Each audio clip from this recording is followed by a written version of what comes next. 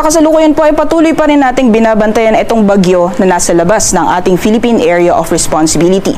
Isa po itong tropical storm na may international name na Sepat at huli itong namataan sa layong 213 kilometers east-northeast po yan ng extreme northern Luzon. Currently ay kumikilos po ito north-northwestward o pahilaga sa bilis na 30 kilometers per hour.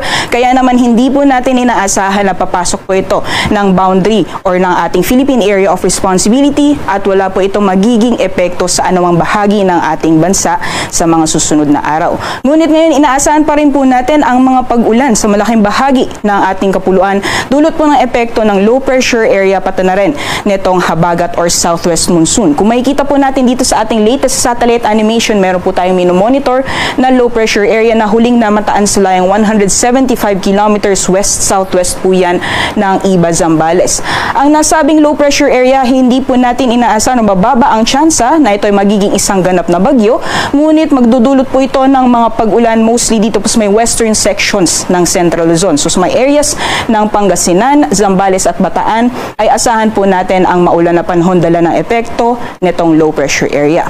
Kumikita din po natin sa ating latest sa satellite animation yung mga kaulapan na dala po nitong southwest monsoon o habagat ay nakakaapekto pa rin sa malaking bahagi ng Luzon at sa may western sections ng Visayas at Mindanao. Kaya naman po, asahan pa rin natin ang maulan na panahon sa malaking bahagi ng Central Visayas, Metro Manila, Calabarzon, Mimaropa, Bicol Region, pati rin po sa may western Visayas, Negros Occidental, as well as sa western sections ng Mindanao, kabilang po dyan ang Zamboanga Peninsula at BARMM. So, doble ingat po sa mga kababayan natin sa mga nabanggit na lugar, sa mga potensyal ng pagbaha o pagguho ng lupa dala ng katamtaman hanggang sa paminsang malalakas na mga pag-ulan. For the rest of the country naman po, inaasahan po natin ngayong gabi ang mataas na tsansa ng mga isolated na thunderstorms o mga biglaang pag-ulan. Ngunit pagdating po bukas, unti-unti na pong mababawasan yung mga pag-ulan na aaliwalas na ang panahon.